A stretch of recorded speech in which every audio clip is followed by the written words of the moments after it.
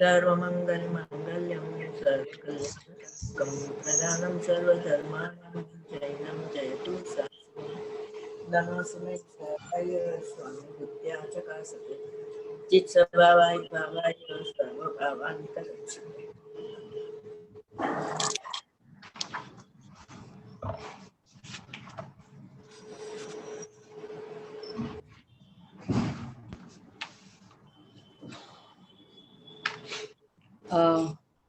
નાયક સ્વરૂપ પ્રકાશક 12/121 પેજ 46. એ શુદ્ધ આત્માની કેમ પ્રાપ્તિ થાય એવો શિષ્યનો પ્રશ્ન છે. શુદ્ધ આત્માનું સ્વરૂપ શું અને એનો અનુભવ કેમ થાય? આ બે પ્રશ્ન છે, એના ઉત્તર રૂપ ગાથા છે. એક દ્રવ્યનો ને એક પર્યાયનો પ્રશ્ન છે. બરોબર. અનુભવ થાય પર્યાયનો પ્રશ્ન અને ઓલો દ્રવ્યનો. એકમાં દ્રવ્યનો નિશ્ચય આવશે, એકમાં પર્યાયનો નિશ્ચય આવશે. તો આત્માનું સ્વરૂપ શું છે એ દ્રવ્યનો પ્રશ્ન છે. હા. અને આત્માની પ્રાપ્તિ કેમ થાય એ પર્યાયનો. અનુભવ કેમ થાય?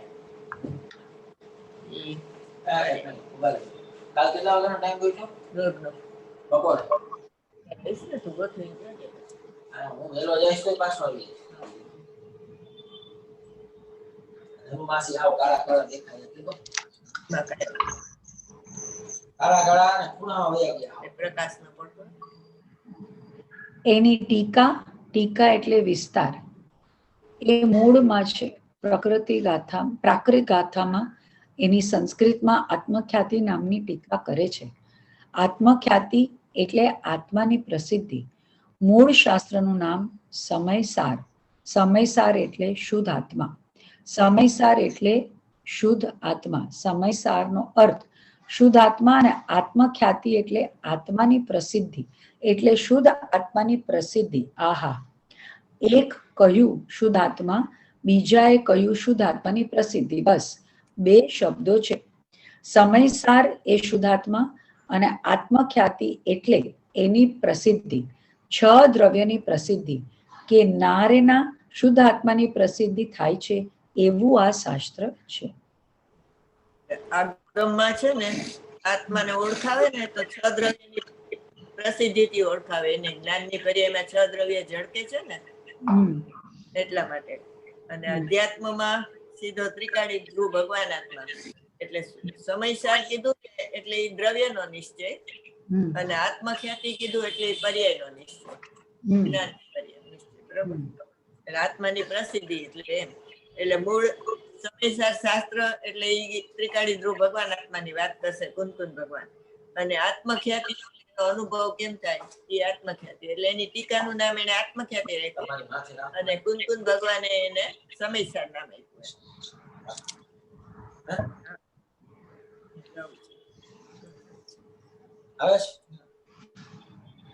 ટીકા એ પોતે પોતાથી સિદ્ધ હોવાથી જો આ જીવ તત્વ સામાન્યની વાત ચાલે છે. નાયક તત્વ એટલે પર્યાય માત્રથી રહિત. પર્યાય માત્રથી રહિત છે આત્મા, જે પોતે પોતાથી જ સિદ્ધ હોવાથી. દેહ છે તો આત્મા છે એમ નથી. કર્મ છે તો આત્મા છે એમ નથી. રાગ છે માટે આત્મા છે એમ નથી. એક સમયની જ્ઞાનની પર્યાય છે માટે આત્મા છે એમ નથી. મોક્ષની પર્યાય છે માટે આત્મા છે એમ નથી. નિરપેક્ષ એ તો સ્વયં સિદ્ધ છે. એ પોતે પોતાથી સિદ્ધ હોવાથી એટલે એને કોઈ કર્મના સદભાવ કે અભાવની અપેક્ષા નથી. ક્યુ કર્મ કરે તો આત્મા હોય, શુદ્ધ આત્મા હોય એવું નથી. અનાદિ અનંતી છે જ, પોતાથી જ સિદ્ધ છે એટલે પ્રસિદ્ધ છે. પોતે સિદ્ધ તો પર્યાય થાય છે અને પોતે અનાદિ અનંત પ્રસિદ્ધ છે. જો આ જીવ તત્વ સામાન્યની વાત છે એટલે જીવ તત્વ જે 10 પ્રાણથી જીવે એ નર નારક આદિના જીવ છે 9 તત્વ વાળા, એની વાત નથી. બરોબર. એ જીવ તત્વ વિશેષમાં જાય છે અને આ જીવ તત્વ દ્રવ્યની વાત છે એ સામાન્યમાં જાય છે. વિશેષ જીવ તત્વ એ પર્યાયની વાત છે. જ્ઞાયક તત્વ કહેતા એમાં પ્રમત અપ્રમતના ભાવો નથી એટલે પર્યાય માત્રથી રહી છે. પ્રમત અપ્રમતમાં બધી પર્યાય આવી જાય. ઉત્પાદ્ય તો બધી પર્યાય આવી જાય. પર્યાય માત્રથી રહી છે આત્મા, જે પોતે પોતાથી જ સિદ્ધ હોવાથી. એટલે એને કોઈને એની સિદ્ધિ માટે એક સમયની પર્યાય સમ્યક દર્શનની પ્રગટ થાય ત્યારે સિદ્ધ થાય એવો નથી. એ તો અનાદિ પ્રસિદ્ધ જ છે. પર્યાય એને જાણે છે કે આ સિદ્ધ. દેહ છે તો આત્મા છે એમ નથી. એટલે અશરીરી ભગવાન આત્માની વાત કરી એમાં. અને કર્મ છે તો આત્મા છે એમ નથી. એટલે કર્મના સદભાવ અભાવની એને અપેક્ષા નથી. રાગ છે તો આત્મા નથી. એટલે વિતરાગ સ્વરૂપની વાત કરી. ભગવાન આત્મા વિતરાગ સ્વરૂપ છે, રાગથી રહિત છે. એના દ્રવ્ય ગુણ કે એના ઉપયોગ લક્ષણમાં રાગ નથી, અને શુદ્ધોપયોગમાં પણ રાગ નથી. માટે રાગ છે માટે આત્મા છે એમ નથી. એક સમયની જ્ઞાનની પર્યાય છે માટે આત્મા છે એમ નથી. એટલે પોતાના સર્વજ્ઞ સ્વભાવ ભગવાન આત્મા છે એની વાત કરી કે સહજાત્મ સ્વરૂપ સર્વજ્ઞ દેવ પરમ ગુરુ કીધું ને, તો એ સર્વજ્ઞ ભગવાનની વાત છે એમાં. એક સમયની પર્યાયની વાત નથી. કેવળ જ્ઞાનમાં સર્વજ્ઞપણું પ્રગટ થાય ને એ વાત નથી, પણ કેવળ જ્ઞાનમય છે. કેવળ એટલે અહીંયા ફક્ત જ્ઞાન નહીં, આખો જ્ઞાનનો બંધો છે એવો. એક સમયની પર્યાય છે માટે આત્મા છે એમ નથી. મોક્ષની પર્યાય છે માટે આત્મા છે એમ નથી. એટલે અહીંયા મુક્ત સ્વરૂપ છે, મુક્ત એવ જ છે, અબદ્ધ સ્પષ્ટ નિર્વાણ સ્વરૂપ ભગવાન આત્મા છે એની વાત છે. નિરપેક્ષ એ તો સ્વયં સિદ્ધ છે. નિરપેક્ષ કેતા સાપેક્ષનો નિષેધ કર્યો, અને સ્વયં સિદ્ધ કેતા કૃત્રિમ પર્યાયોનો નિષેધ કર્યો. બરાબર. ભગવાન આત્મા કેવો છે? સહજ છે, અકૃત્રિમ ચૈત્યાલય છે ને, તો એના દર્શન કરે છે તો એમ કે છે કે પેલા તું તારા અકૃત્રિમ ભગવાન આત્માના દર્શન કર. એટલે એ સ્વયં સિદ્ધ છે એમ કે છે. ચાલો બોલી જાઓ આ બધા નિષેધ કર્યા એટલા. પર્યાય માત્રથી રહિત છે, અને દેહથી રહિત છે, કર્મથી રહિત છે, રાગથી રહિત છે, એક સમયની જ્ઞાનની પર્યાયથી રહિત છે, અને મોક્ષની પર્યાયથી બી રહિત છે. ત્યાંથી ઉલટું બોલો. એનાથી રહિત છે એટલે કેવો છે? રહિત એટલે પર્યાયથી રહિત છે એટલે જ્ઞાયક તત્વ છે. અને પર્યાય એટલે પ્રમત અપ્રમત નું કહેવાય. 14 ગુણ સ્થાન લેવાના. નથી અપ્રમત કે પ્રમત હું એક જ જ્ઞાયક ભાવ છું. એ રીતે શુદ્ધ કથાય છે. જ્ઞાત તે તો તે છે. એટલે અહીંયા જ્ઞાયક તત્વમાં પ્રમત અપ્રમત ની પર્યાય નથી. હા, પ્રમત અપ્રમત. એટલે પછી પોતાથી સિદ્ધ છે એટલે દેહથી રહિત છે. પછી ના, અશરીરી છે. હા, અશરીરી. પછી અશરીરી કર્મ એટલે કર્મથી રહિત છે. એટલે ત્રિકાળી શુદ્ધ. કર્મથી રહિત છે નું આ કર્મ કર્મ જ છે. આ પોતે ચેતન છે, પોતે જળ છે ને. અને રાગ વિતરાગ છે એટલે રાગથી રહિત છે. હા, એટલે આમાં ત્રણેય આવી ગયું. દ્રવ્ય કર્મ, ભાવ કર્મ, નો કર્મ થી રહિત. જે પેલા સમયસર પેલો કળશ હતો ને, એમાં એવું આવ્યું હતું કે દ્રવ્ય કર્મ, ભાવ કર્મ થી રહિત છે માટે ભગવાન આત્મા સમયસાર છે. અને 181 ને 183 ગાથામાં એમ આવ્યું કે ક્રોધમાં છે, ઉપયોગમાં ઉપયોગ છે, ઉપયોગમાં ક્રોધાદિ નથી, અને એમાં કર્મ ને નો કર્મ નથી. એટલે એમાં ઈ દ્રવ્ય કર્મ, ભાવ કર્મ, નો કર્મ થી રહિત ભગવાન આત્માની વાત આવી. કર્મનું શું દ્રવ્ય કર્મ ભાવ હા, એ પેલા કળશમાં આવ્યું હતું ને નમા સમયસારમાં, કે ભગવાન આત્મા નમા સમયસાર કેમ કીધું કે દ્રવ્ય કર્મ, ભાવ કર્મ, નો કર્મ થી રહિત છે. બરોબર. એને ટંકોત્કીર્ણ કહેવાય ને. એટલે આખો અલગ બાર દ્રવ્ય કર્મ, ભાવ કર્મ, નો કર્મ થી રહિત અત્યારે જુઓ ભગવાન આત્મા, તો એ ટંકોત્કીર્ણ ભગવાન આત્મા. એટલે ઓલા પહાડમાં જેમ વધારાનો પહાડ કાઢી અને બાહુબલી બનાવ્યા, તો કઈ બાહુબલી બહાર થી નથી આવ્યા, એમાં હતા ઈ જ, ને વધારાની ચીજ કાઢી. એમ એવો ટંકોત્કીર્ણ ભગવાન આત્મા છે. બરોબર. પછી એક સમયની પર્યાય એટલે ક્ષણિક નથી માટે ત્રિકાળી છે. જ્ઞાનની પર્યાયની વાત છે ને, એટલે શું કહેવાય? તો જ્ઞાનની ક્ષણિક એક સમય જ્ઞાનની પર્યાય છે માત્ર આત્મા છે એમ નથી. ત્રિકાળી જ્ઞાયક તો કેવળ સર્વ સર્વ સર્વજ્ઞ છે. અને મોક્ષની પર્યાય છે માટે આમ છે એટલે નથી, એટલે સિદ્ધ સ્વરૂપ છે. મોક્ષ મુક્ત મોક્ષ એવું મુક્ત એવું છે. સકલ નિરાવરણ અબદ્ધ સ્પષ્ટ નિર્વાણ સ્વરૂપ કીધું. જીવનો મોક્ષ થતો નથી, મોક્ષ સમજાય છે એમ કીધું ને. અન્યથા મોહને કારણે અન્યથા અધ્યવસિત થઈ રહ્યો છે એવું 200 ગાથામાં કીધું પ્રવચન સામે.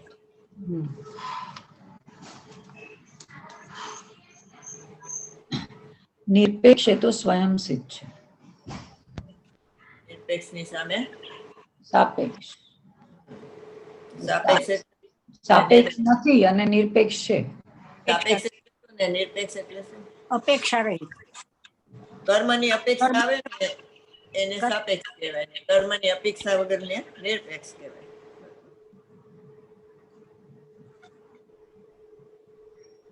સ્વયં સિદ્ધ છે એટલે કોઈ બનાવ્યો નથી, કૃત્રિમ નથી, અકૃત્રિમ સહજ પરમાત્મા છે. બરોબર.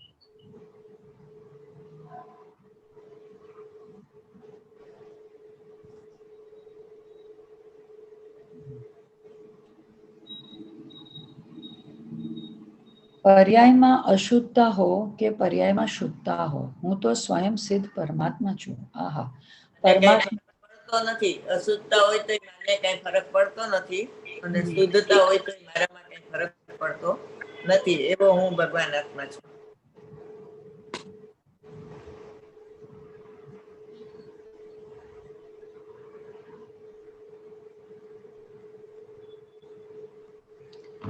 આહા, પરમાત્મા છે અને પરમાત્મા થવાની પણ અપેક્ષા નથી.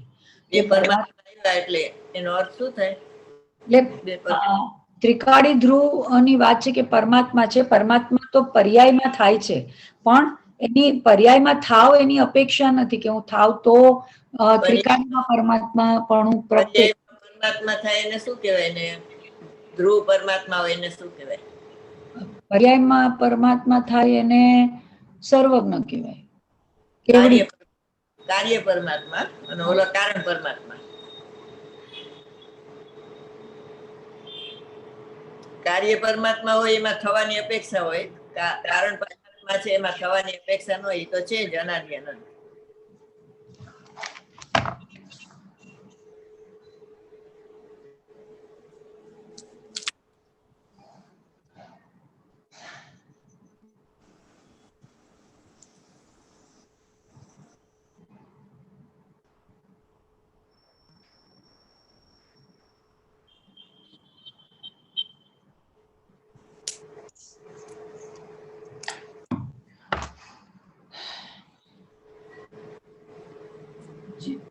જે પોતે પોતાથી જ બીજાથી એક લીટી રહી ગઈ. ઉપર લાઈન બાકી રહી ગઈ છે.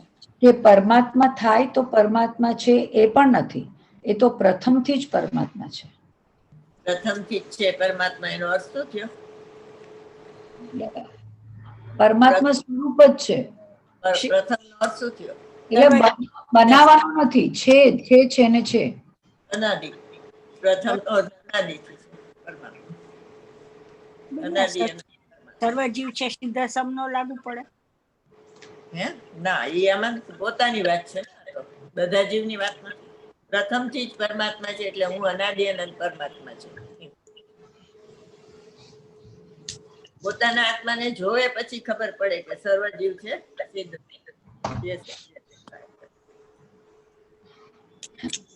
જે પોતે પોતાથી જ બીજાથી નહીં, નિરપેક્ષ સિદ્ધ હોવાથી, કોઈથી ઉત્પન્ન થયો નહીં હોવાથી, આત્મા જન્મતોય નથી ને મરતો પણ નથી. કોઈથી ઉત્પન્ન થયો નહીં હોવાથી અનાદિ સત્તારૂપ છે. કદી વિનાશ પામતો નહીં હોવાથી અનંત છે. અનાદિ અનંત દ્રવ્યને સિદ્ધ કર્યું. જ્ઞાયક તત્વ. આહા, પર્યાય તો સાદી શાંત છે. એક સમયના આયુષ્યવાળી છે. પર્યાયનું આયુષ્ય એક સમયનું છે ને દ્રવ્ય અનાદિ અનંત છે. જન્મતોય નથી ને મરતોય નથી. તને મરવાનો ભવિષ્યનો લાગે છે, તું તો મરવાનો નથી. આહા, તું તો અજર અમર પરમાત્મા છો, અનાદિ અનંતની સિદ્ધિ કરી. ગુરુદેવે ભગવાન આત્માને આ 47 શક્તિ છે ને, બીજા જે કહ્યું એમાંથી 50 જેટલા બીજા ગુણ ગોઈતા હતા. એમાં એક અજ નામનો ગુણ છે. અજ એટલે શું? કે જન્મતો નથી એમ. અજ અજ અજ અજન અજ અજ એટલે અજન્મ ને. હા, એટલે જન્મતો નથી એવો એ ગુણ ગોઈતો હતો ભગવાન આત્માનો. પોતે પોતાથી જ અને બીજાથી નહીં, એનો અર્થ શું થાય? પોતે પોતાથી જ અને બીજાથી નહીં, એટલે સ્વયં સિદ્ધ. આ દ્રવ્યના સત્કારકની વાત છે. પોતે પોતાથી, પોતામાં, એવું બધું આવે ને, એટલે દ્રવ્યના સત્કારક છે. બરોબર, નિષ્ક્રિય દ્રવ્યના સત્કારક છે ને. બીજાથી નહીં એટલે પર્યાયના સત્કારક થી નહીં. બરોબર, નિરપેક્ષ સિદ્ધ હોવાથી, એને કોઈને આધારે નથી સ્વીકારતો, પોતે નિરપેક્ષ સિદ્ધ થાય છે.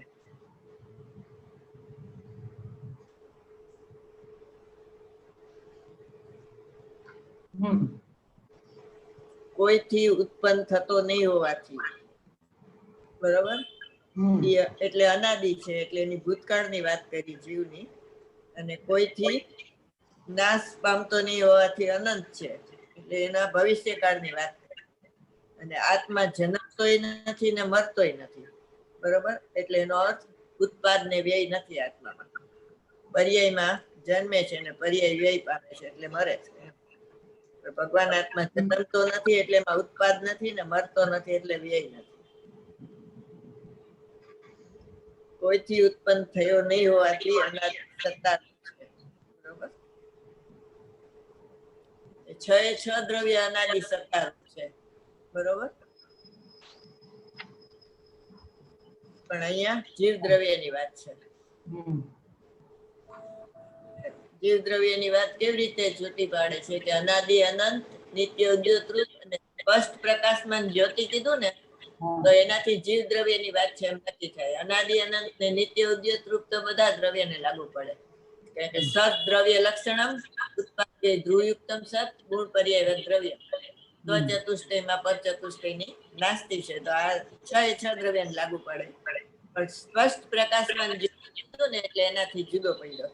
બરોબર, એટલે અનાદિ સત્તારૂપ છે, એનો ભૂતકાળ થયો, કદી વિનાશ પામતો નથી નહીં હોવાથી અનંત છે, એનો ભવિષ્યકાળ થયો.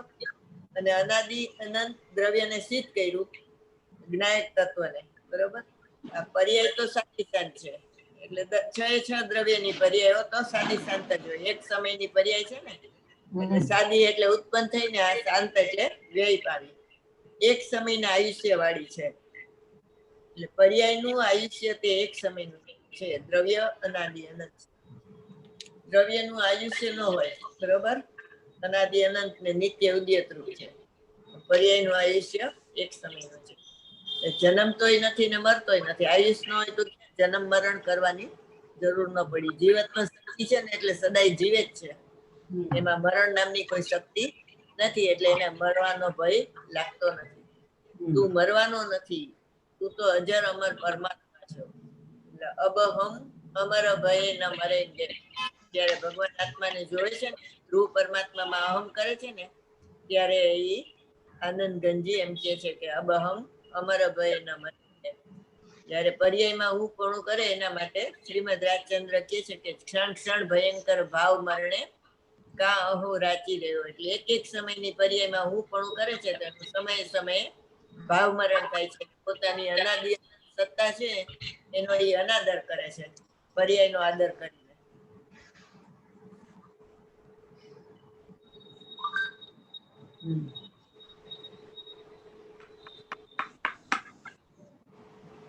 મરણનો ભય છે ને, એમાં 7 પ્રકારના ભય લઈ લેવાના બધા. એક ભયમાં 7 પ્રકારના ભય જે નિર્જરા અધિકારમાં આવે છે ને, છેલ્લા અધ્યાત્મ રીતે આવે છે. આલોક ભય, પરલોક ભય, અકસ્માત ભય. બરોબર,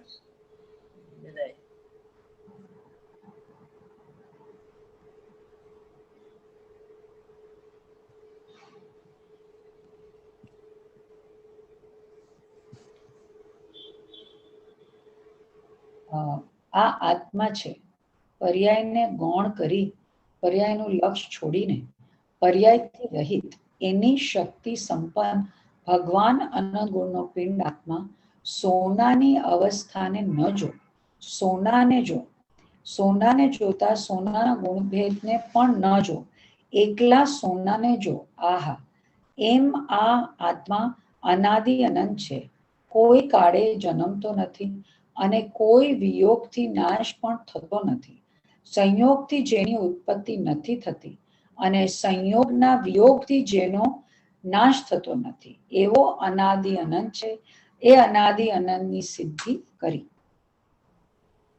અહીંયા દ્રવ્ય પર્યાયનું આખું વિજ્ઞાન બતાવે છે. જો આ આત્મા છે તો પર્યાયને ગૌણ કરી, આત્મા છે એમાં દ્રવ્ય ગુણ પર્યાય બધું લીધું. સદ દ્રવ્ય લક્ષણમ ઉત્પાદને ધ્રુવયુક્તમ સદ ગુણ પર્યાય દ્રવ્ય. હવે આત્મા છે એમાં પર્યાયને ગૌણ કરે, બરોબર. પણ ત્રિકાળી ભગવાન આત્મા છે એમ જુઓ ને તમે, તો એમાં પર્યાયનો અભાવ છે અને એમાં ગુણભેદને ગૌણ કરાય, પર્યાયનો એમાં અભાવ છે, બરોબર. પર્યાયને ગૌણ કરી, પર્યાયનું લક્ષ છોડીને, એટલે હવે પદાર્થ હતો એમાંથી નિશ્ચય કાઢવાનો છે. પ્રમાણમાંથી નિશ્ચય કાઢે, દ્રવ્ય ગુણ પર્યાય પ્રમાણ છે, તો એમાંથી નિશ્ચય કાઢે એટલે પર્યાય તે હું નહીં, દ્રવ્ય તે હું, તો એ જીન વચનમાં કુશળ થાય છે, બરોબર. અનાદિથી પર્યાય ઉપર લક્ષ છે. તો હવે એક સમયની પર્યાય તો છદ્મસનો વિષય નથી, પણ એને દ્રવ્ય ઉપર નજર નથી, તો એમ કહેવામાં આવે છે કે એનું અનાદિથી પર્યાય ઉપર લક્ષ છે. એમ કા પર્યાય ઉપર, કા વિધ ઉપર, કા નિમિત્ત ઉપર, એમ. અને ભગવાન આત્મા ઉપર એનું લક્ષ નથી, એમ નક્કી થાય છે. પર્યાયથી રહિત ભગવાન આત્મા છે, એની શક્તિ સંપન્ન ભગવાન આત્મા, અનંત ગુણનો પિંડ આત્મા. જો આ દ્રષ્ટિનો વિષય લીધો ને, તો એમાં અનંત ગુણનો પિંડ અભેદ લીધો, ત્યાં ગુણભેદ ને ગૌણ કરી નાખ્યા, બરોબર. અને પરિણામી હોય તો એમાં પર્યાયને ગૌણ કરવાની. સોનાની અવસ્થાને ન જો અને સોનાને પણ ન જો, સોનાને જોતા સોનાના ગુણભેદને પણ ન જો, એકલા સોનાને જો, બરોબર. આહા, એમ આ આત્મા અનાદિ અનંત છે, કોઈ કાળે જન્મતો નથી અને કોઈથી વિયોગ ને નાશ થતો નથી. સંયોગ ને વિયોગ કોને કીધું? પર્યાયનો ઉત્પાદી સંયોગ ને પર્યાયનો વ્યય વિયોગ. ક્યાં આવે? ક્યાં આવે છે? 50 ટીકાની 18 ગાથા, બરોબર. એમાં પર્યાય ને સંયોગ કીધો, ઉત્પાદ ને 12 સંયોગ વિયોગ કોઈ છે નહીં ભગવાન આત્મા. એટલે સંયોગ વિયોગ ને એટલે વિયોગ થી જેનો નાશ થતો નથી, સંયોગ થી જેની ઉત્પત્તિ નથી થતી. એટલે જન્મ ક્ષણ કીધે ને જે પ્રવચન સારમાં 101-2 ગાથામાં, તો એ સંયોગ થી ઉત્પત્તિ થઈ અને ઉત્પત્તિ કાળ બેન 50 ટીકાની ગાથા 101-2 એમાં છે, જન્મ ક્ષણ છે 102 માં ગાથો, પ્રવચન સાર 102 ગાથા. પ્રવચન સાર 102 ગાથા. 50 ટીકામાં સંયોગ વિયોગ આવે 18મી ગાથામાં. ઉત્પત્તિ ક્ષણ છે ને, જે સ્વકાળ ઉત્પત્તિ ક્ષણ, જન્મ ક્ષણ, એ સંયોગ ને એને ઉત્પત્તિ ક્ષણ કીધું, એ 102 માં આવે છે. સંયોગના વિયોગ થી જેનો નાશ થતો નથી, બરોબર. વ્યય, વિયોગ એટલે વ્યય. એવો અનાદિ અનંત અને અનાદિ અનંત સિદ્ધિ કરી. પર્યાય છે ને એ સાદી શબ્દ છે, એટલે એક સમયમાં નાશવાન છે. ભગવાન આત્મા અવિનાશી છે, એટલે અનાદિ અનંત ને નિત્ય ઉદ્યોતરૂપ છે. હવે વર્તમાન કાળની એની વાત આવે છે. ભગવાન આત્મા વાંચો. હવે આગળ નિત્ય ઉદ્યોતરૂપ હોવાથી ક્ષણિક નથી. કહે છે કે પર્યાય તો પ્રગટ થાય ને નાશ થાય. પર્યાય અનિત્ય કહેવાય અને દ્રવ્ય નિત્ય કહેવાય. સૂર્યને નિત્ય કહેવાય અને સૂર્યના પ્રકાશને અનિત્ય કહેવાય. તો જે નિત્ય હોય તેને જ સૂર્ય કહેવાય. અનિત્ય એની પ્રકાશની પર્યાયને સૂર્ય ન કહેવાય. સૂર્યના પરિણામ કહો પણ સૂર્ય એને ન કહો. એમ આ ભગવાન આત્મા એ નિત્ય એટલે હંમેશા ઉદ્યોતરૂપ હોવાથી, પ્રગટ રૂપ હોવાથી પ્રગટ થાય છે. તે મને પરદ્રવ્ય છે, પ્રગટ છે તે હું છું.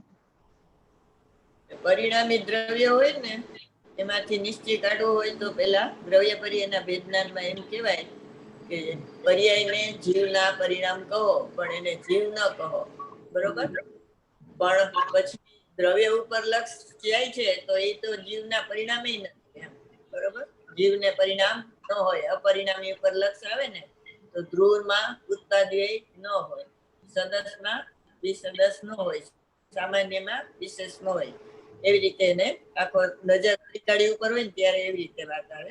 અને પરિણામી હોય તો એને એમ કે છે કે એને જીવના પરિણામ કહો પણ એને જીવ ન કહો, બરોબર. એટલે પર્યાય જીવ ને દ્રવ્ય જીવ એમ. આગળ નિત્ય ઉદ્યોતરૂપ હોવાથી ક્ષણિક નથી, એટલે એક સમયની પર્યાય જેટલો નથી. વર્તમાનમાં પણ એ પ્રગટ જ છે, જેમ સૂર્ય ઉગે અને આથમે, ઉગવું ને આથમવું નથી, પ્રગટ જ છે ત્રણેય કાળ. પર્યાય તો પ્રગટ થાય છે ને નાશ થાય છે. પ્રગટ થાય છે પર્યાય એટલે એને શું કીધું? એને પ્રગટ છે એને શું કીધું? નિત્ય ઉદ્યોત એટલે પ્રગટ છે. હા, એટલે એને શું કહેવાય? પ્રગટ છે એને શું કહેવાય ને પ્રગટ થાય છે એને શું કહેવાય? પ્રગટ થાય છે એને પર્યાય કહેવાય. એ તો પર્યાય તો છે પણ બીજું શું કીધું પર્યાય? કેવળ જ્ઞાનની પર્યાય આપણે વાંચ્યું ને આમાં હમણાં, મને પરદ્રવ્ય છે હું છું, બરોબર. પ્રગટ થાય છે ને એ પરદ્રવ્ય છે. 183 કળશમાં આવ્યું હતું ને. પ્રગટ થાય છે એ પરદ્રવ્ય ને પ્રગટ છે એ સ્વદ્રવ્ય. સ્વદ્રવ્ય છે, કારણ કે પ્રગટ થાય છે એ નાશવાન છે ને હું તો અવિનાશી છું, એ અનિત્ય છે, આ નિત્ય છે. ચિત્ત વિલાસમાં એને એમ કે છે કે અનિત્ય છે એ નિત્યનો નિર્ણય કરે છે, નિત્ય નિત્યનો નિર્ણય નથી કરતા. એટલે આ બધી જે વાત કહેવામાં આવે છે એ પર્યાયને કહેવામાં આવે છે કે તું અનાદિથી પર્યાયમાં હું પણ કરીને બેઠી છો, તો આ દ્રવ્યમાં નિત્ય દ્રવ્ય છે એમાં હું પણ કર, તું તો નાશવાન છે. અવિનાશીમાં હું પણ કરવાથી એને મરણનો ભય લાગતો નથી, કારણ કે એને એમ થાય છે ને કે હું તો ધ્રુવ છું, અનાદિ અનંત. એટલે સૂર્યને નિત્ય કહેવાય અને સૂર્યના પ્રકાશને અનિત્ય કહેવાય. જો નિત્ય હોય તેને જ સૂર્ય કહેવાય, અનિત્ય હોય તેની પ્રકાશની પર્યાયને સૂર્ય ન કહેવાય. એટલે એમ કે છે કે જીવના પરિણામ કહો પણ જીવ ન કહો, પણ પછી તો એને પરિણામે નથી કહેતા, એને પરદ્રવ્ય કહી દે છે. એટલે મને તે પ્રગટ, મને પરદ્રવ્ય છે તે પ્રગટ છે તે હું છું, તે મને પરદ્રવ્ય છે. પ્રગટ થાય છે તે મને પરદ્રવ્ય છે અને પ્રગટ છે તે હું છું, બરોબર. પોતાના ગૌરવની ગાથા કહે છે સાહેબ. હા, ગૌરવની ગાથા છે. આત્માના ગાણા ગવાય છે. જો આવો મારો આત્મા છે એવો મહિમા જો આવ્યો તો ભવનો અંત થઈ જાય છે, પણ આત્માનો મહિમા આવતા પરનો મહિમા છૂટી જશે. પૈસાનો, રૂપનો, જ્ઞાનના ઉઘાડનો, સત્તાનો બધાનો ભૂક્કા થઈ જશે. એક શુદ્ધ આત્માનો મહિમા આવતા જગતમાં કોઈ મહિમાવંત પદાર્થ મને દેખાતો નથી. ધારણામાં એ છૂટતું નથી, પૈસાનો, રૂપનો, જ્ઞાનનો ઉગાડ, સત્તાનો બધાનો. પર સત્તા લંબી જ્ઞાનમાં ધારણા નથી, એમ મારે કહેવું છે. એક શુદ્ધાત્માનો મહિમા આવતા જગતનો કોઈ મહિમાવંત પદાર્થ મને દેખાતો નથી. એટલે જો ધારણામાં આવે ને તો પછી અનુમાનમાં આવે, ને અનુમાનમાં આવે તો પછી અનુભવ થાય. એટલે એને આત્માની જરૂરિયાત જણાશે પર્યાય નહીં, ત્યારે એ આત્મા તરફ વળી જશે. એ પેલા એ આત્મામાં વળશે નહીં, બરોબર. 11 અંગ 9 પૂર્વ સુધી ભણી જાય તો એને એમ થઈ જાય કે મને ઘણું જ્ઞાન થઈ ગયું, પણ એને જ્ઞાન પ્રગટ જ નથી થયું. એ તો જ્ઞેયનો ઉગાડ હતો, જ્ઞેય વધી ગયું હતું એનું, બરોબર. ઇન્દ્રિય જ્ઞાન છે ને એ જ્ઞેય છે, એ જ્ઞાન નથી. 12મા ગુણસ્થાન સુધી માતુષ ને મારુષ રહે છે તો પણ એને કેવળ જ્ઞાન થઈ જાય છે. એટલે એને જ્ઞાનનો એમાં મહિમા નથી. જ્ઞાનની જરૂર, ભગવાન આત્માની શ્રદ્ધાની જરૂર છે અને એમાં લીનતાની જરૂર છે. એનાથી મોક્ષ માર્ગ પ્રગટ થાય છે અને પૂર્ણ થાય છે. ગૌરવની ગાથા છે, આત્માના ગાણા ગવાય છે, બરોબર. આ બધા આત્માનો મહિમા આવે એના માટે શું કીધું કે આત્મા અનાદિ અનંત છે, નિત્ય ઉદ્યોતરૂપ છે, સ્પષ્ટ પ્રકાશમાન જ્યોતિ છે અને જ્ઞાયક એક ભાવ છે, બરોબર, અને પ્રમત અપ્રમત થી રહિત છે. એનો મહિમા જો આવ્યો હોય એ દ્રષ્ટિના વિષયની વાત છે. દ્રષ્ટિનો વિષય છે એકલો પર્યાયથી રહિત ભગવાન આત્માને જ શ્રદ્ધેય કરે છે. દ્રષ્ટિ છે ને એ નિર્વિકલ્પ છે, એટલે આ છું ને આ હું નથી એવું ભેદજ્ઞાન દ્રષ્ટિમાં ન હોય. દ્રષ્ટિ તો કા પર્યાયમાં અહમ કરે, કા દ્રવ્યમાં અહમ કરે. એટલા માટે એમ કીધું કે જે તિર્યંશ નું સમ્યક દર્શન છે એવું જ સિદ્ધ નું સમ્યક દર્શન છે. કારણ કે 100% ઈ આત્મામાં અહમ કરે છે, એટલે ઈ જયારે દ્રષ્ટિ પ્રગટ થાય છે ત્યારે પૂર્ણ વિતરાગત થાય છે. ઈ સમ્યક દર્શન છે ને એ વિતરાગી પર્યાય છે. અને સરાગ સમ્યક દર્શન કહેવામાં આવ્યું શાસ્ત્રમાં, એ ચારિત્રના દોષની અપેક્ષાએ કીધું. અને ગાઢ અવગાઢ પરમ અવગાઢ કીધું એ જ્ઞાનની અપેક્ષાએ કહેવામાં આવ્યું. બાકી શ્રદ્ધા તો 100% શુદ્ધ જ છે. બરાબર, એવું છે. એ મહિમાવંત પદાર્થનો મહિમા આવ્યો એનો અર્થ જ એમ કે સમ્યક દર્શન પ્રગટ થાય કે ત્યારે એને મહિમા આવે, એ પેલા એને મહિમા આવતો નથી. એટલે અટકવાના રસ્તા ઘણા છે, છૂટવાનો રસ્તો એક જ્ઞાન ત્રિકાળી રૂપ ભગવાન આત્મા છે. કે પૈસામાં અટકે, કે રૂપમાં અટકે, કે જ્ઞાનના ઉગાડમાં અટકે, કે સત્તામાં અટકે, બધા એના ભૂકા થઈ જાય છે. એક શુદ્ધાત્માનો મહિમા આવે ને તો એને આ બધાના ભૂકા ઉડી જાય છે. એવો જ શુદ્ધાત્મા અનાદિ અનંત છે એમ કહ્યું. હવે અનાદિ અનંત જે કહ્યું તો વર્તમાનમાં એની શું સ્થિતિ છે?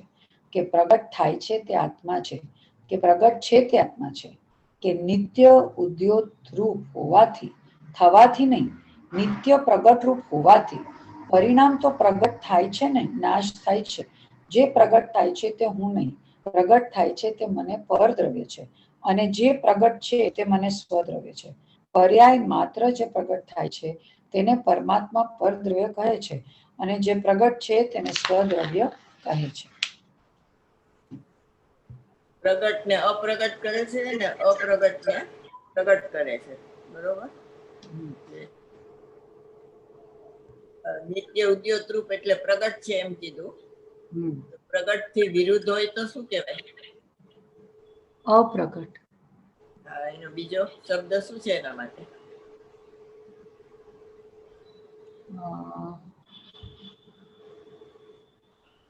પ્રગટ જે નથી થયું. 49 ગાથા,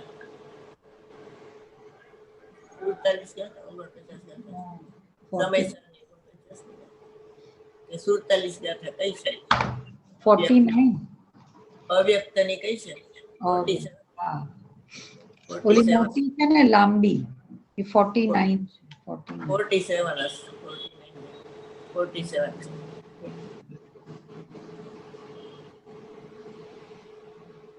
જેના પર ભાઈના પ્રવચન છે ઈ તો 92. 47 છે કદાચ. ના, ઈ તો શોર્ટ છે. હા બેન, કઈ છે? 49 જ છે, લાંબુ છે ને જે બે સાથે અવ્યક્ત વાળું છે ઈ ને, તો ઈ 49 છે. ના વ્યવહાર દ્રષ્ટાંતથી જીવ ચેતનના ગુણ શબ્દ રસ રૂપ ગંધ વ્યક્ત વિહીન છે, નિર્દિષ્ટ નહીં, સંસ્થાન જીવનું ગ્રહણ લિંગ થકી નહીં. વ્યક્ત વિહીન છે એનો અર્થ શું થાય? એટલે વ્યક્ત નથી, એટલે એક શબ્દમાં બોલો. અવ્યક્ત. હા, અવ્યક્ત. અહીંયા અવ્યક્ત કીધું ભગવાન આત્માને, અહીંયા વ્યક્ત એટલે પ્રગટ કીધું. એનું શું કારણ?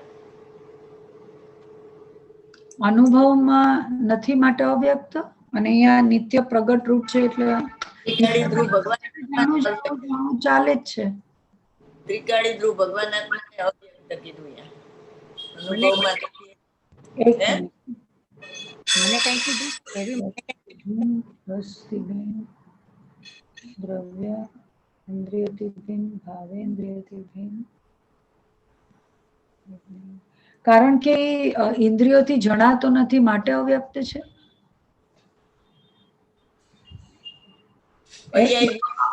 અવ્યક્તના બોલમાં જોવાનું. પર્યાય વ્યક્ત છે એટલે એની અપેક્ષા એને અવ્યક્ત કીધું ભગવાન આત્માને. પોતે પોતાથી જ બાહ્ય અભ્યંતર સ્પષ્ટ અનુભવાઈ રહ્યો હોવા છતાં પણ અવ્યક્તપણા પ્રતિ ઉદાસીનપણે પ્રદ્યોતમાન પ્રકાશમાન છે, માટે અવ્યક્ત છે. એ છ એ છ બોલ એના જ છે. હા, પહેલેથી છ આ અવ્યક્ત એટલે આ લેવાનું એમ. બોલ છે એમાં અવ્યક્તના છ. હા, ખબર છે. આ છઠ્ઠો છે, આ છઠ્ઠો બોલ છે પણ બોલ બધામાં અવ્યક્ત કીધું એને. હા, શું કામ કે પર્યાય વ્યક્ત છે, એની અપેક્ષા દ્રવ્યને અવ્યક્ત કીધું, પણ છે તો એ પ્રગટ જ.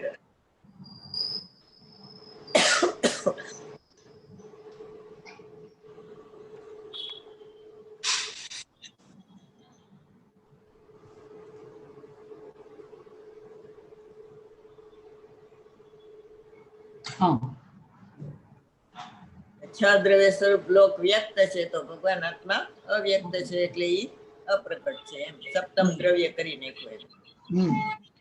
એટલે વર્તમાનનો હવે આ બોલ છે, વર્તમાન સ્થિતિનો. બોલો. વર્તમાન સ્થિતિનો છે ઈ નિત્ય પ્રગટ રૂપ છે ઈ.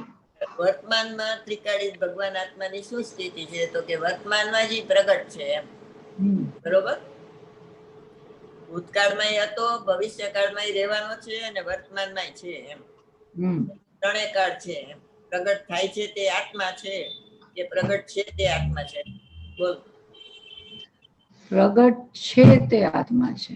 હા, પ્રગટ થાય છે તે પર્યાય, અને પ્રગટ છે તે દ્રવ્ય. નિત્ય ઉદ્યોત રૂપ હોવાથી કીધું, થવાથી નહીં. થાય એ પર્યાય હોય, અને હોવાથી હોય એ દ્રવ્યની વાત છે. નિત્ય પ્રગટ રૂપ હોવાથી પરિણામ તો પ્રગટ થાય છે ને નાશ થાય છે, એટલે પરિણામ નાશ થાય છે, અને ભગવાન આત્મા અવિનાશી છે. માટે જે પ્રગટ થાય છે તે હું નહીં, અને પ્રગટ થાય છે તે મને પરદ્રવ્ય છે. આ 185 કળશ છે ને, હા, સમયસારનો એમાં આવ્યું. અને જે પ્રગટ છે તે મને સમયસારનું આ સમયસાર કાઢો સમયસાર હોય તો આ છે ને. પર્યાય માત્ર પ્રગટ થાય છે તેને પરમાત્મા પરદ્રવ્ય કહે છે, અને જે પ્રગટ છે તે સ્વદ્રવ્ય કહે છે.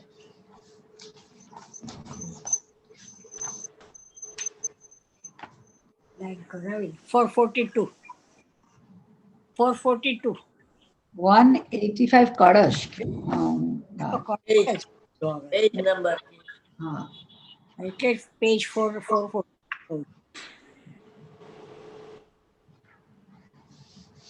કળશ ક્યાં 442?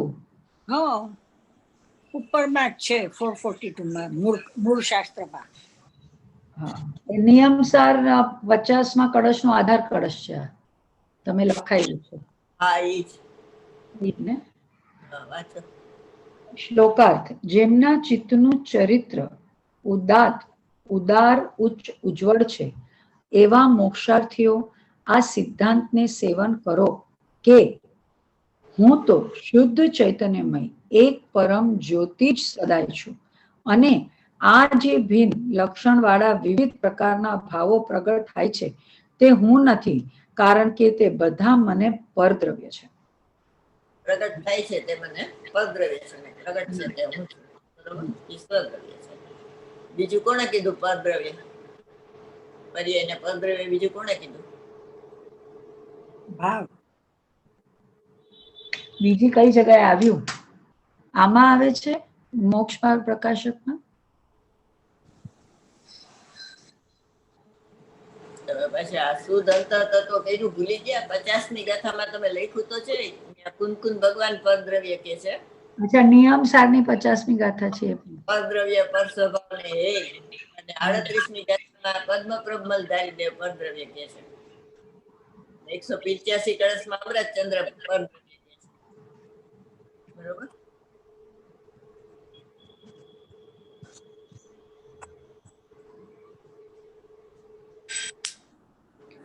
અને પદ્મ પ્રબલધારી કેટલા દેવ? 38મી ગાથા નિયમસારની, ઓલી નિયમસારની 50 ગાથા.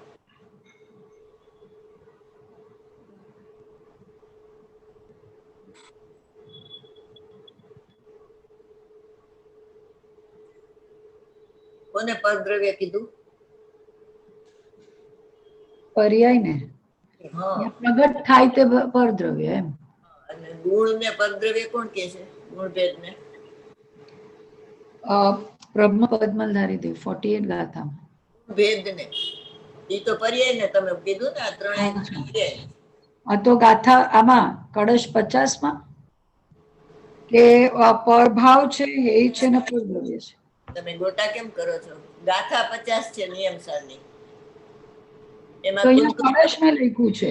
કળશ 185 છે.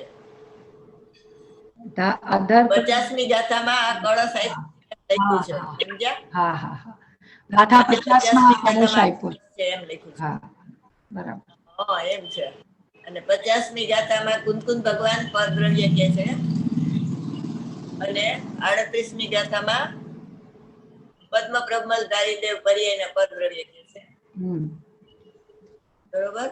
અને ગુણ ને કોણ પરદ્રવ્ય કે છે? ગુણભેદ ને ભૂલી ગયા રાજમલજી. કળશ ટીકામાં હા કળશ રાજમલજી એટલે કળશ ટીકા. સમયસારની કઈ ગાથામાં જીવ દ્રવ્ય ને પરદ્રવ્ય કીધું? એ તમે લખાયું છે. ભૂલી ગયા? એ તો તમે લખાયું છે એકવાર. આ દ્રવ્ય ગુણ પર્યાય બધું આવી ગયું એમાં. બધાયને પરદ્રવ્ય કીધું. કઈ પંચરતન ની ગાથા છે ને 75, 76, 77, 78 ને 79 છે ને 79 ગાથામાં જીવ દ્રવ્ય ને પરદ્રવ્ય કીધું. ઉદ્ગલ દ્રવ્ય ની અપેક્ષા એ પરદ્રવ્ય કીધું.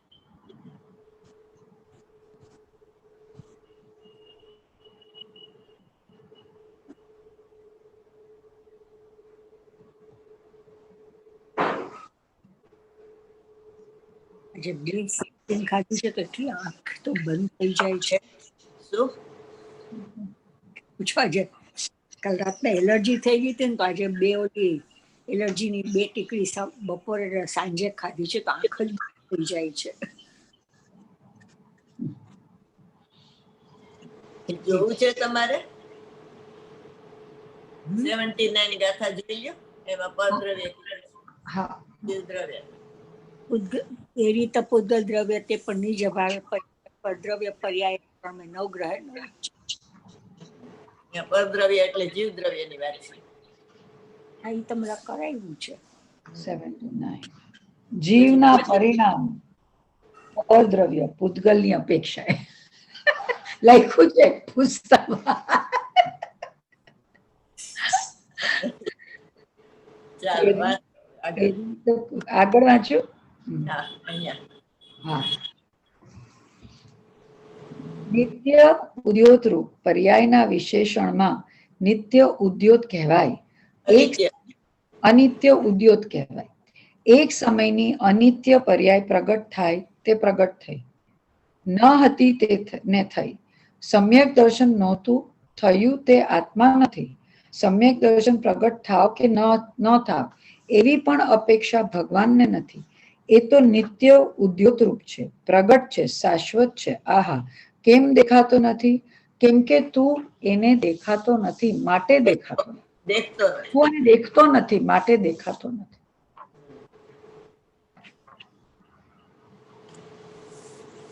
સ્થૂળ ઇન્દ્રિય જ્ઞાનના ઉપયોગમાં ન દેખાય. સૂક્ષ્મ કરે ને ભગવાન આત્મા ઉપયોગ તો દેખાય. ઉપયોગ સૂક્ષ્મ કેવી રીતે થાય કે ભગવાન આત્માનો વિચાર કરે તો સૂક્ષ્મ થાય ઉપયોગ.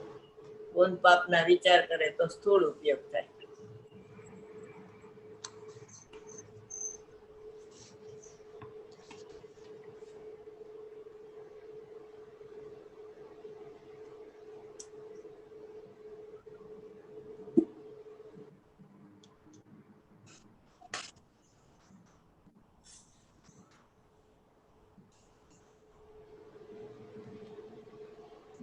ટાઈમ થઈ ગયો છે. કરું છે આગળ? ના બસ પછી કરીશ. ચાવાણી કે જ્ઞાન વાણી મસ્તક સદા દેતો જય જય. જય જય.